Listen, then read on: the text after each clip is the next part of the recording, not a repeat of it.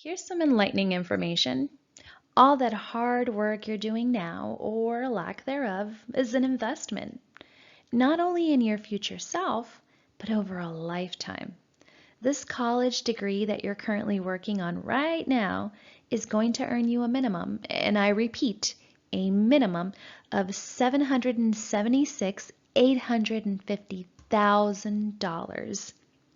Would you go to college if someone offered to pay you all this money? Pardon my candidness, but fuck yeah, right? But let's be honest, it's a long journey and it's easy to lose momentum.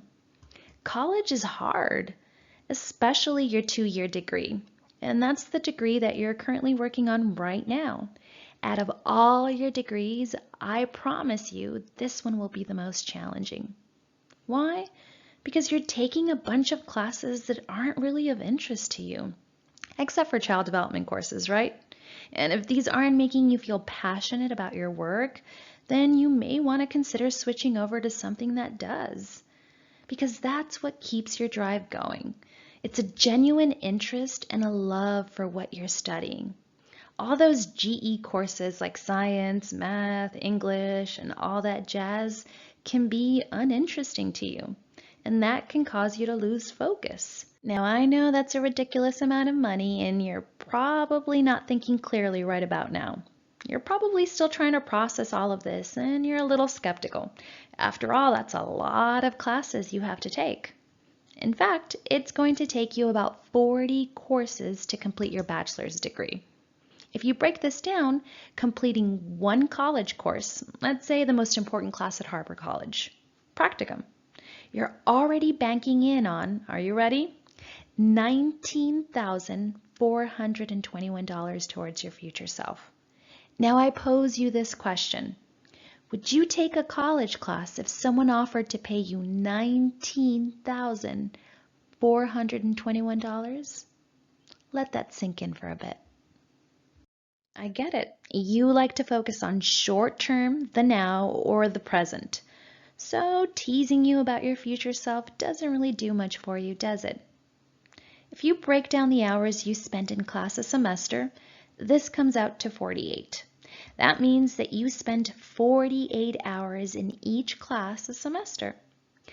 Every hour you spent in class is worth roughly about $405. It's as if someone was storing this money for you in a piggy bank until you graduate. Would you do your assignments and lessons on Canvas and your hours, of course, for just 1 hour if someone offered to pay you $405? I'd like you to know that these numbers are outdated. The cost of living has gone up significantly, and these amounts do not really reflect the current spikes in our economy. So technically, these numbers could be much higher. But if we think back to our lesson on rewards, wouldn't you say that paying someone to go to school seems awfully wrong? After all, we established that we would only be seeking our education to obtain that reward, that money. Wouldn't you want to push through and graduate and feel that satisfaction of knowing that you did it? Not because someone waved a little prize at you, but because you had the inner desire to learn and make an impact in the lives of children and families. That's what intrinsic motivation is. It comes from within. It means that you do something because you enjoy it and you find personal meaning in it. And yeah, it's kind of cool that I'm also working up to getting a higher wage of income compared to someone else who may have only graduated from high school. But intrinsic motivation is like learning to play the piano. You're motivated to practice playing the piano because you like the sound of it. And you feel very satisfied when you can play music that you enjoy. You practice because you like to practice, not because you have to practice. Is that what you're currently feeling about your coursework or your classes? If not, maybe it's time to reevaluate your motivation. Taking the piano example again, let's say that I want X, my son, to play it, and he's not feeling so enthusiastic about it. But to entice him, I give him extra tech time, or let's say I pay him $10 each time he practices. Now, motivation is extrinsic. It's coming from that reward I'm providing. But if he was ever to feel a natural desire to play the piano, I've ruined it.